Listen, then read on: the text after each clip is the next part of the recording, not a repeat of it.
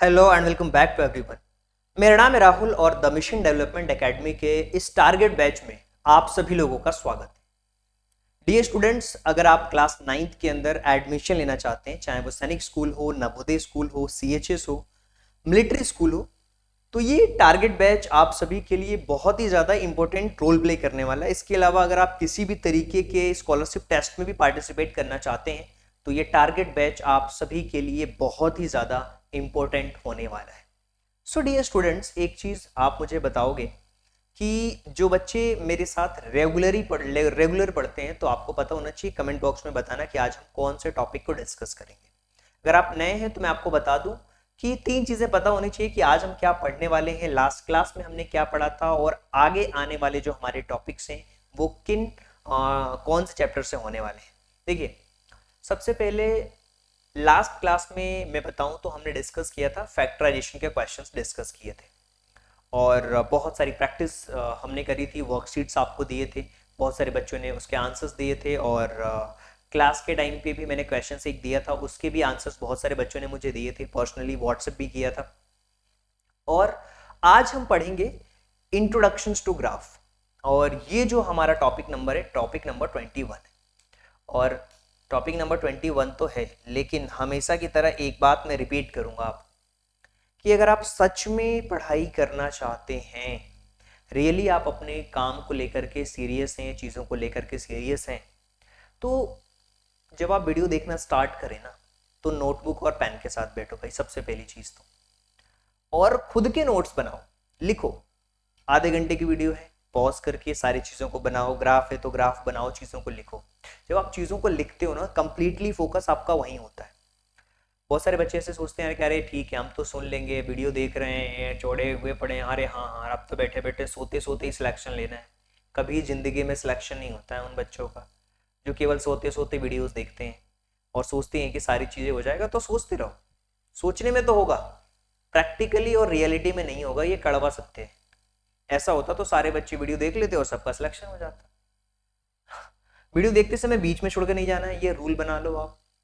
मैं कह रहा हूँ कि अगर मेरी वीडियोस को जितने भी लोग देखते हैं उनमें से अगर 2 बच्चे भी सीरियस है ना, मैं उन 2 बच्चों के लिए मेहनत करने के लिए तैयार हूँ। अगर उनका सिलेक्शन हो जाता, वो चले जाते हैं सैनिक स्कूल में, मेरे लिए सबसे बड़ी बात वही होती है, मुझे उन 2 बच्चों के लिए ही मेहनत करनी है। क्लास में जो क्वेश्चन दिए जाते हैं उनको सॉल्व करिए, डेली का होमवर्क डेली करना है और वीडियो देखते समय पूरा फोकस रखना है और सिलेबस ट्रैकर सीट को फिल करना अनिवार्य है। और अगली क्लास अटेंड करने से पहले पिछली क्लासेस का रिवीजन जरूर करना है। देखिए, क्या होता है, एजुकेशनल वीडियो में मेहनत बहुत लगती है। कोई हम सोशल मीडिया के मैं इन्फ्लुएंसर तो हूँ नहीं मैं, तो भैया कुछ भी आके और कुछ भी बोलूँगा और चीज़ें वायरल हो जाएंगी, ऐसा कभी होता नहीं है। आज आप पढ़ेंगे ग्राफ के बारे में जी। उम्मीद करता हूँ कि नोटबुक और पेन आपके पास में होगा और आप अपनी पढ़ाई के लिए बिल्कुल अच्छी तरीके से तैयार होंगे। देखिए, पढ़ाई करते वक्त है ना, अपने साथ में एक पानी बोतल रखा करो और नोटबुक और पेन लेकर के बैठा करो। उस नोटबुक के अंदर सबसे बड़ी चीज़ है ना, अगर आपको सही से ट्रैक करना है चीज़ों को, सिलेबस लिखा होना चाहिए बॉस। जब सिलेबस आपका लिखा होता है ना, मैथ्स का सिलेबस लिखा होगा सैनिक स्कूल का, तो आपको पता होगा कि हम कितना कंप्लीट कर चुके हैं। जैसे स्कूल में होता है ना, फर्स्ट टर्म के एग्जाम्स होते हैं तो बताया जाता है ये चैप्टर आएंगे, तो आप उस पर टिक करते हो, सर ये वाला चैप्टर आएगा, ये भी आएगा, ये भी, ये भी, ये भी, ये भी, ये भी, ये भी। हम ट्रैक तो कर रहे हैं। ऑफलाइन क्लास में होता है क्या है, बच्चे जब बैठते हैं मेरे सामने तो बच्चे बोलते हैं सर कि ये हमारा आने वाला एग्जाम्स में। ठीक, तो मैं ये बोलता हूँ ठीक है भाई, अच्छी बात है। ऐसे ही जो बच्चे ऑनलाइन पढ़ रहे हैं ना, मैं उनको बता दूं कि आपको ट्रैक करना है, ये खुद ट्रैक करना है। मैं तो बता ही रहा हूँ कि हाँ इतना कंप्लीट हो चुका है, और ऐसा शायद ही कोई होगा जो हर क्लास में स्टार्ट होने से पहले बता रहा होगा आपको कि हाँ कंप्लीट हो चुका है, ये चैप्टर हम पढ़ रहे हो। मुझे पता है कि आज कोई और बच्चा देखता है, कल कोई और देखता है, ऑनलाइन में तो ऐसा ही होता है, आज कोई और एक्टिव है, परसों कोई और एक्टिव है, तो हर बार मुझे वो बात रिपीट करनी पड़ती है ताकि सारे बच्चों के दिमाग में फिट हो जाए कि हाँ भैया, अगर मुझे मेरी किसी एक ने केवल एक वीडियो भी देखी तो आपको रूल्स पता लग जाते हैं। और जो उस रूल्स को फॉलो करता है वो कंटिन्यू सारी वीडियो देखता है, जो नहीं फॉलो करता मत देखो, हमें क्या है। तो ये टॉपिक्स है, ठीक है। जिनको रूल्स याद हो गए वो स्किप करके आगे बढ़ के आगे से वीडियो देखते हैं। तो ये पूरे टॉपिक्स हम कंप्लीट करेंगे। ये आपका सिलेबस है सैनिक स्कूल का, और इस सिलेबस में अगर आप ध्यान से देखोगे तो पता है हम कौन से टॉपिक्स में हैं। हम हैं chapter number 21, introduction to graph.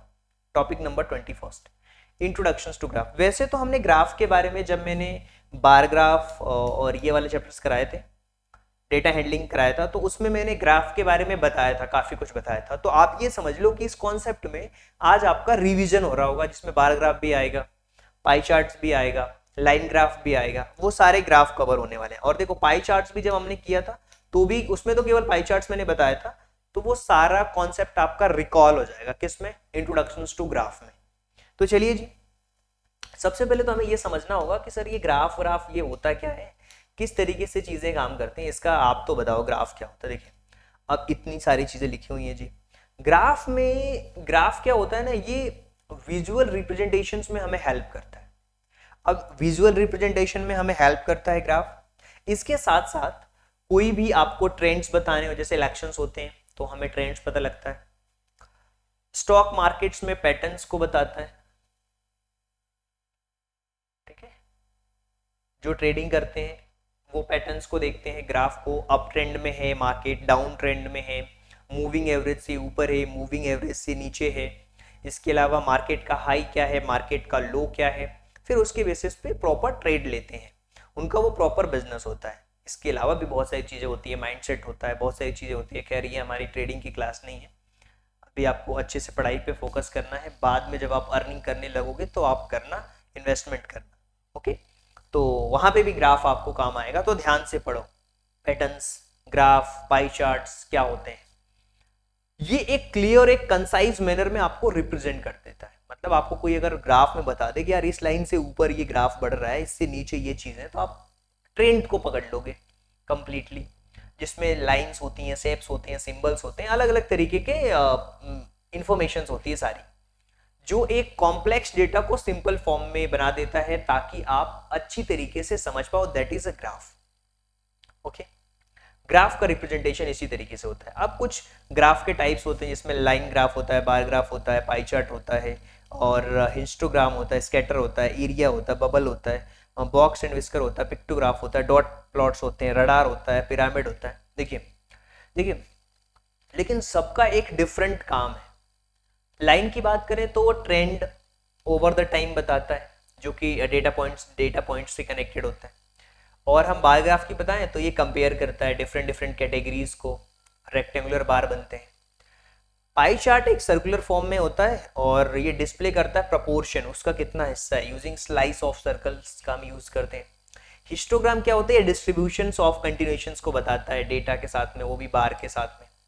Scatter क्या होता है, ये रिलेशनशिप बताता है दो वेरिएबल्स के बीच में, जिसमें डेटा पॉइंट्स होते हैं।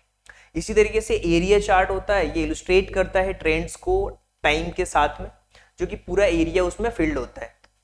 बबल चार्ट जो है, अच्छा ऑप्शंस में भी आ जाता है कभी कभी कि पाई चार्ट्स का दूसरा नाम क्या है ना, ऐसे ही कौन सा ग्राफ कैसे, एक आध दो क्वेश्चंस आपके ऑप्शंस में भी आ जाते हैं। तो इसीलिए मैं सारी चीजें बता रहा हूँ। आ गया कि भैया ये बॉक्स चार्ट्स का यूज क्या होता है, तो डेटा डिस्ट्रीब्यूशंस में यूज होता है। इसी तरीके से पिक्टोग्राफ पिक्चर्स और इमेजेस के थ्रू, सिंबल्स के थ्रू।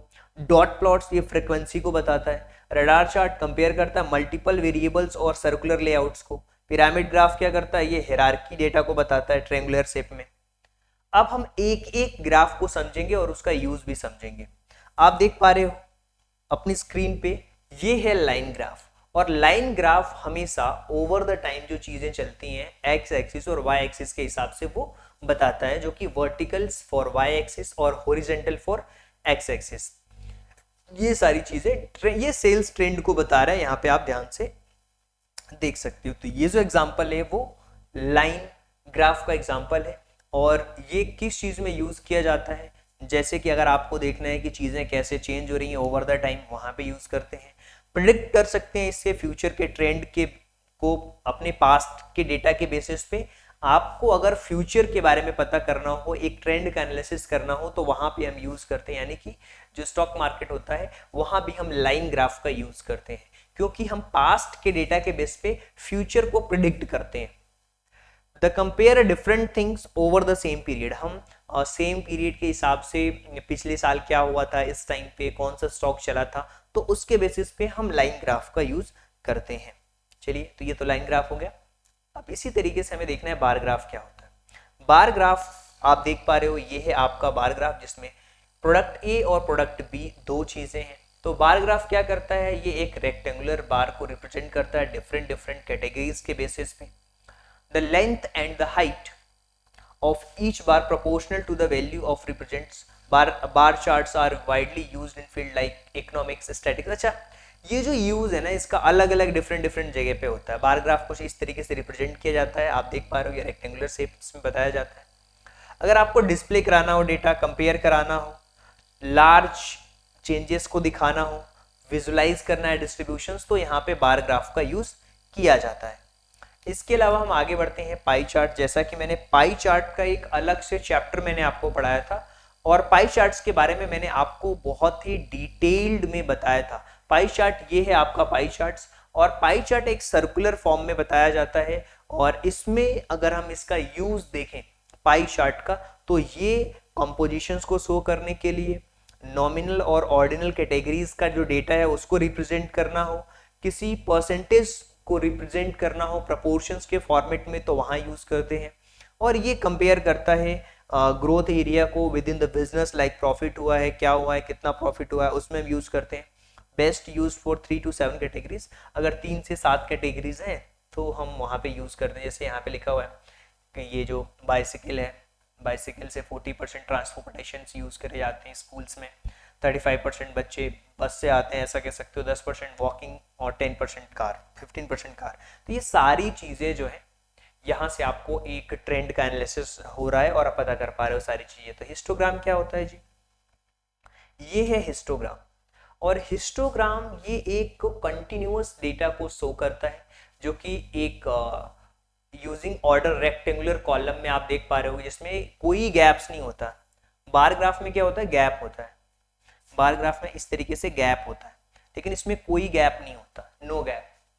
और ये फ्रीक्वेंसी डिस्ट्रीब्यूशंस को शो करता है, और इसका यूज क्या करते हैं, कंटिन्यूअस डेटा को डिस्प्ले करने में, रिप्रेजेंट करना हो शेप और डेटा डिस्ट्रीब्यूशन, कंपेयर करना हो आउटपुट्स को 2 या 2 से प्रोसेस से, लार्ज डेटा को समराइज करना है वहां पे यूज करते हैं, और जल्दी से कोई चीज कम्युनिकेट करनी हो, डेटा डिस्ट्रीब्यूशंस में समझना हो, तो वहां पे हम यूज करते हैं हिस्टोग्राम। और देखिए, वीडियो को पॉज करिए, चीज़ों को लिखिए, कहाँ पे यूज़ करते हैं, क्या होता है और किस तरीके का वो ग्राफ होता है, ये सारी बातें आपको लिखना है। चीज़ों को लिखते हुए आगे बढ़ना है। चलिए जी, आगे चलते हैं।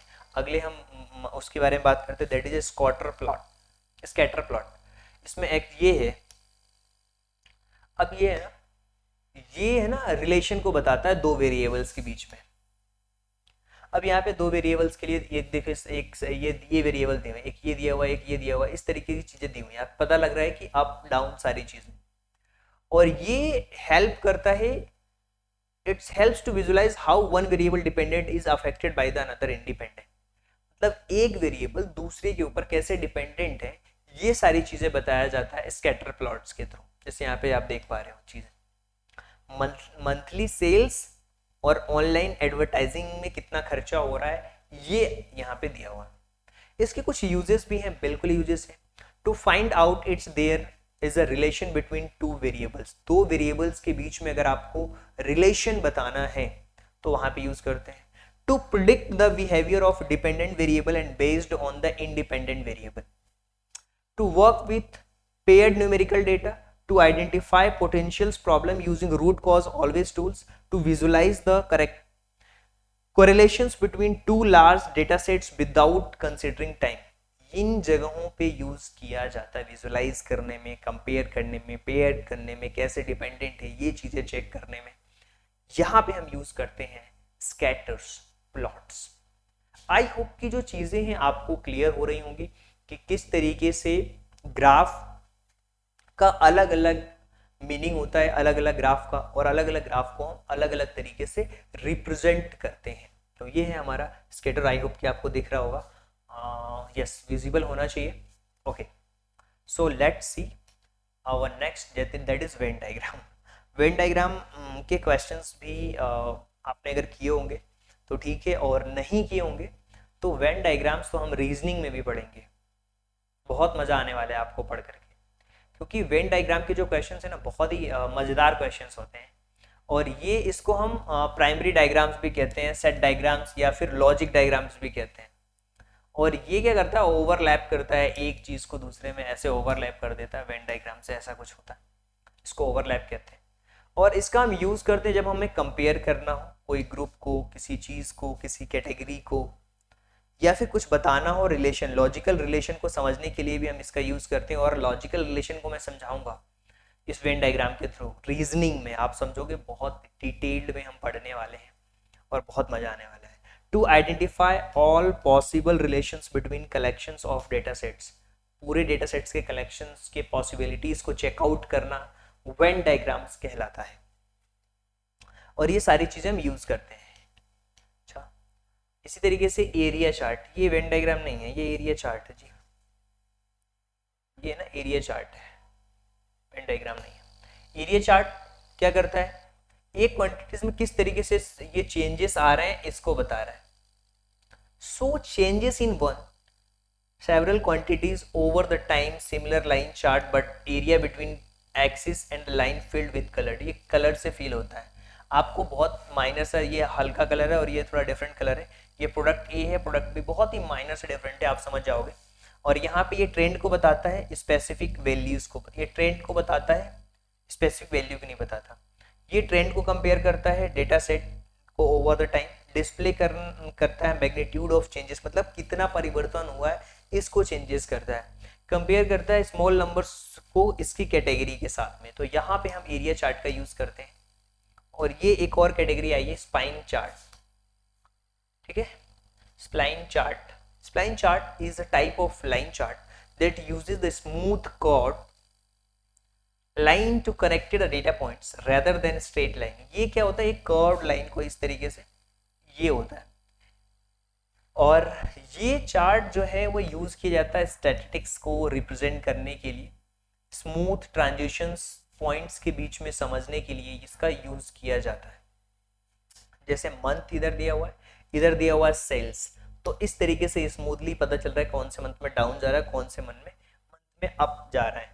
इसका है ना curve fitting such as a product के बारे में, उसके लाइफ साइकिल के बारे में रिप्रेजेंट करना हो तो वहाँ पे यूज़ किया जाता है। ज़्यादातर डिज़ाइनिंग में यूज़ किया जाता है, डिज़ाइनिंग पेरेटो चार्ट्स में यूज़ किया जाता है। और ये डेटा मॉडलिंग को समझने में यूज़फुल होता है। और इसमें limited number of data points होते हैं जिसमें कि एक एस्टिमेट वैल्यूज़ का अंदाजा लगता है। तो ये होता है स्प्लाइन चार्ट। सो अब हम बात करते हैं बॉक्स एंड व्हिस्कर चार्ट। ये जो चार्ट होता है वो एक स्टैटिकल ग्राफ होता है, इस तरीके से आप देख सकते हो। विक्स कहा जाता है स्टॉक मार्केट में, कुछ इस तरीके से चीज़ें होती हैं, हाई लो, ठीक है, विक्स कैसी बनी है, ये सारी चीज़ें रहती है। तो ये देखो, ये मैक्सिमम को बताता है और ये मिनिमम को बताता है, हाई लो, ये सारी चीज़ें बताती है। अलग अलग नाम दिए जा सकते हैं इसमें जो आपको यूज़ कर सकते हो, मिनिमम, लोअर, मीडियन, अपर, ये सारी चीज़ें। टू विजुलाइज द रेंज को पढ़ने में, डिस्प्ले करने में, आइडेंटिफाई करने में, चीज़ों को सीखने में, अंडरस्टैंड करने में, और इसकी जो डेटा का जो वेरिएबल है उसको समझने में बहुत ही यूज़फुल होता है ये। और ये इसको हम कहते हैं box and whisker chart. Bubble chart क्या होता है, ये होता है आपका बबल चार्ट। ये बबल देख पा रहे हो यहाँ पे, ये बबल, बड़े बबल, छोटे बबल, ये हर एक बबल एक प्रोडक्ट को बता रहा है। तो bubble chart is a type of graph the compare relationship between data in 3 numerical dimensions. अगर आप के 3 डायमेंशंस में डेटा है, X, Y and bubble size. So X Y एक स्कैटर प्लॉट होता है और उसमें हम एड्स करते हैं 3rd डायमेंशंस जो कि साइज ऑफ बबल होता है। ये 3 या 4 डायमेंशंस को समझाने के लिए यूज़ किया जाता है। और इसमें हम कंपेयर करते हैं, रिलेशंस को चेकआउट करते हैं डिफरेंट प्रपोर्शंस में, इसकी कैटेगरी वाइज। तो ये था हमारा बबल चार्ट। सारी बातें उम्मीद करता हूँ कि आपको क्लियर कट बिल्कुल समझ आ रही होंगी। कोई डाउट रहता है तो आप क्वेश्चंस पूछ सकते हो। बाकी वीडियो को पॉज करके चीज़ों को लिखोगे, आपको ज़्यादा अच्छी तरीके से बातें समझ आएंगी। ओके जी। पिक्टोग्राफ, पिक्टोग्राफ में हम पिक्चर्स लगाते हैं। जैसे ये देख रहे हो, ये पिक्टोग्राफ का एग्जाम्पल है। एक जो इमेज है ना वो 5 कंप्यूटर को शो कर रही है, मतलब जनवरी में 5, 10, 15, 20 कंप्यूटर्स सोल्ड हुए हैं। इसी तरीके से यहाँ पे 15 कंप्यूटर सोल्ड हुए हैं मार्च में। अब हम बात करते हैं यूजेस के बारे में कि यूजेस में क्या चीज़ें हैं। देखिए, ऑडियंस प्रीफर करती है विजुअल डिस्प्ले, आइकन्स और इलस्ट्रेशंस। कॉमनली यूज किया जाता है इन्फोग्राफिक्स में, जो कि इनहैंस करता है अंडरस्टैंडिंग को, 2 पॉइंट्स को कंपेयर करने में। और ये पता है पिक्टोग्राफी में ना इमोशनली इम्पैक्टफुल होता है। अगर इमेजेस बताई जाती है किसी चीज़ की, हाँ कंप्यूटर से, यार यस कंप्यूटर से सोल्ड हुआ है, तो ये एक इसको पिक्टोग्राम अलग अलग नाम से जाना जाता है। इसमें पिक्चर्स या फिर सिंबल्स का यूज़ करते हैं न्यूमेरिकल डेटा को समझने के लिए। विजुअलिंग अपीलिंग होता है, चीज़ों को समझना आसान होता है, ये सारी बातें होती हैं और इसके थ्रू आप काफ़ी चीज़ों को आसानी से समझ पाते हो। तो ये ग्राफ के जो अलग अलग चार्ट्स बता रहा हूँ मैं, आपको समझना है चीज़ों को और अच्छी तरीके से नोट डाउन भी करना है। देखिए, जब हम कॉन्सेप्ट पढ़ते हैं ना तो बहुत अच्छी तरीके से कॉन्सेप्ट्स को पढ़ना होता है, ताकि किसी भी तरीके के ग्राफ आए हम उन क्वेश्चंस को सॉल्व कर पाए। Dot plots,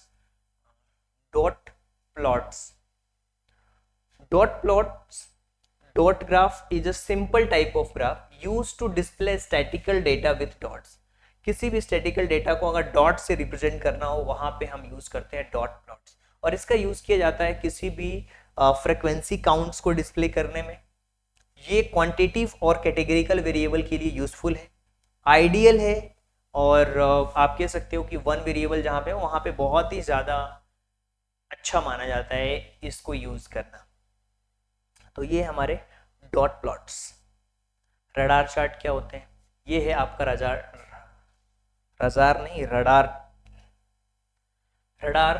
chart. ओके, तो ये है आपका रडार। जैसे आप देख पा रहे हो, वेब जाल की तरह, मकड़ी के जाले की तरह है ये, और इसमें हम चीज़ों को समझते हैं। इसको स्पाइडर चार्ट भी कहा जाता है, चूंकि मकड़ी के जाले की तरह है। कुछ लोग इसे स्टार प्लॉट के नाम से भी यूज करते हैं। इसमें मल्टीपल कंपैरिजंस होते हैं। ये डिस्प्ले करता है किसी डेटा को circular charts with several quantities axes radiating from the central point. इसके सेंट्रल पॉइंट से, ये जैसे प्रॉब्लम सॉल्विंग का ये हो गया आपका भैया, पंक्चुअलिटी का ये हो गया, ठीक है, कम्युनिकेशन का ये हो गया, ठीक है, ये मार्केटिंग नॉलेज का हो गया, ये हो गया आपका मीटिंग का डेडलाइन। अब इसको समझने के लिए आप देखो अलग अलग एरियाज में चीज़ों को काउंट किया जा रहा है। अब ये जो 1 है पर्सन, ये इतना प्रॉब्लम सॉल्विंग में, अच्छा इतना मीटिंग्स में, ये पूरी हर एक डायमेंशंस को चेकआउट करता है। इसीलिए इसे spider chart, radar chart, star plots अलग अलग नाम से जाना जाता है। अगर कोई भी नाम आए तो आपको यही यूज करना है, जिसमें कि रिसेंबल्स करते हैं स्पोक्स को एक व्हील पे। स्पोक्स, ये स्पोक्स है, इनको हम यूज करते हैं अलग अलग तरीके से, ठीक है। तो ये बातें आपको समझ आ गई होंगी। इसमें है ना सिमिलर वैल्यूज को ऑब्जर्व करना आसान होता है। हम इसके आइडेंटिफाई करते हैं आउटलायर से। ये मल्टीपल कंपेरिजन्स करता है, बहुत इफेक्टिवली होता है। मल्टीपल, अगर आपको कंपेरिजन करना है, किसी एक पर्सन को देखना है कम्युनिकेशंस में, पंक्चुअलिटी में, प्रॉब्लम सॉल्विंग में, मीटिंग की डेडलाइन में, मार्केटिंग की नॉलेज में कैसा है, तो यहाँ पे हम यूज करेंगे रडार चार्ट, जिसको स्पाइडर चार्ट भी कहा जाता है। और आप देख सकते हो इसमें अलग अलग वेरिएबल्स के स्कोर्स, हाई और डेटा सेट्स, और आइडियल परफॉर्मेंस एनालिसिस, आइडियली इसको परफॉर्मेंस की एनालिसिस के लिए यूज़ किया जाता है, बहुत ही अच्छा माना जाता है। और इस तरीके के ग्राफ भी आपको देखने को मिल सकते हैं आपके एग्जाम्स में। अब होता है एक पिरामिड। पिरामिड कुछ इस तरीके से होता है, ये पिरामिड शेप में होता है, ट्रायंगल शेप में कुछ इस तरीके से रहता है। ये डिस्प्ले हेरारिकल डेटा को समझने में आसान होता है। कोई हेरारकी है, फूड की हेरारकी है, या ह्यूमन की हेरारकी है, या किसी डेटा की अगर हेरारकी समझनी है, उसके स्टेप बाय स्टेप स्टेजेस को समझना है, तो वहाँ पे हम इसका यूज़ करते हैं, जो कि प्रोग्रेसिव ऑर्डर में चीज़ों को रिप्रेजेंट करता है। ये इंडिकेट करता है हिरार्की को, रिप्रेजेंट करता है प्रोग्रेसिव ऑर्डर्स को, जैसे ओल्डर टू न्यूअर, जैसे पुराने से नया। क्लियर है? या मोर इंपोर्टेंट, लिस्ट इंपोर्टेंट क्या है इसको भी बताता है। ये प्रोपोर्शनल को इंटरकनेक्ट करता है और इस तरीके से हम इनके बीच के रिलेशंस को भी समझ पाते हैं। तो ये है पिरामिड ग्राफ। पिरामिड ग्राफ आप समझ पाए होंगे और उम्मीद करता हूँ कि जितने भी मैंने ग्राफ्स आपको बताए हैं वो सारी बातें आपको समझ आ चुकी होंगी। देखिए, मेहनत आपको करनी पड़ेगी। मेहनत आप जब करोगे, चीज़ों को लिखोगे, मानता हूँ टाइम लगता है इन सब चीज़ों में। आप ये भी तो सोचो कि हमें भी तो टाइम लगता है पीपीटीज बनाने में, चीज़ों को ढूंढने में, उसको अच्छी तरीके से सेट करने में, ट्रांजिशंस लगाने में टाइम लगता है ना। इसका मतलब ये थोड़ी कि हम मेहनत करना बंद कर देंगे। मेरे लिए अगर एक बच्चा भी मेहनत कर रहा होगा तो हम उसके लिए मेहनत करने के लिए कम्प्लीटली तैयार हैं। सो प्रैक्टिस के क्वेश्चंस पुराने एक्सरसाइज में अगर आपको मिले हैं तो करना है, और प्रैक्टिस में आपको रिकॉल करना है, रिवाइज करना है, कॉन्सेप्ट को अच्छी तरीके से समझना है। जैसे कि हमने बार ग्राफ फिर से समझा, पाई चार्ट फिर से समझा, लाइन ग्राफ फिर से समझा। ये जो कॉमन ग्राफ्स होते हैं इनको तो हमें समझना है, बाकी ग्राफ्स को भी समझना है, और कॉमन ग्राफ से रिलेटेड ही क्वेश्चंस आपके बनते हैं। और ग्राफ के क्वेश्चंस 100% आपके सही होने चाहिए आपके एग्जाम्स में, क्योंकि जब हम इसकी प्रैक्टिस करेंगे तो आपको क्वेश्चंस बनने चाहिए, आपको समझ आना चाहिए कि हाँ ये ग्राफ किस चीज़ को बता रहा है, ये कौन सा ग्राफ है, ये आपको बताना है। सो आई होप कि चीज़ें आपको समझ आई होगी। और जितने भी बच्चे हमारे मेंटरशिप प्रोग्राम से जुड़े हुए हैं, ये ट्रैकिंग सीट को फिल करना बहुत ज़रूरी है। ट्रैकिंग सीट में पूरा आपका सिलेबस दिया होता है, और ये मैथ्स का सिलेबस यहाँ पे मैंने लगा रखा है, और आपको टिक करते हुए आपको देखना है आपने ये पूरा कंप्लीट कर लिया। 21st पे आज आ चुके हो आप। इंट्रोडक्शन टू ग्राफ के कॉन्सेप्ट हमने कंप्लीट कर लिए हैं, और इसके आगे आने वाले लेक्चर्स में हम इसके क्वेश्चन को डिस्कस करेंगे। किसके क्वेश्चंस को? इंट्रोडक्शन टू ग्राफ के क्वेश्चन को हम डिस्कस करेंगे। और आई होप कि ये बातें आपको बहुत ही क्लियरली आपको समझ आ रही होंगी। So thank you so much. And अगर आप हमारे मेंटरशिप प्रोग्राम से जुड़ना चाहते हैं तो हमारे मेंटरशिप प्रोग्राम्स में क्या होता है, ज़्यादा जानकारी के लिए आप इस नंबर पे कॉल कर सकते हो। और मैं बता देता हूँ, नवोदय, सैनिक स्कूल, मिलिट्री स्कूल और बोर्ड एग्जाम्स के लिए हम 1-to-1 मेंटरशिप करते हैं, और ये सारी फैसिलिटीज़ है। इसके अलावा भी बहुत सारी चीज़ें हैं, कैसे डाउट क्लियर करना है, सिलेबस का कैसे एनालिसिस करना है, प्रॉपर वे से ट्रैकिंग करनी है, वो सारी चीज़ें हम करते हैं अपने मेंटरशिप प्रोग्राम में। So thank you so much and thanks for giving for precious time. So thank you so much. मिलते हैं अगले वीडियो लेक्चर्स में, जिसमें हम कवर करेंगे इंट्रोडक्शंस टू ग्राफ के क्वेश्चंस को सॉल्व करने वाले हैं। अगर आप मेंटरशिप का लाभ लेना चाहते हैं तो ले सकते हैं। अगर आपको लगता है कि नहीं मुझे मेंटरशिप की ज़रूरत है तो आप मेंटरशिप में भी हमारे साथ जुड़ सकते हैं। अपनी तैयारी ऐसे ही करते रहिए। So thank you so much. God bless you all.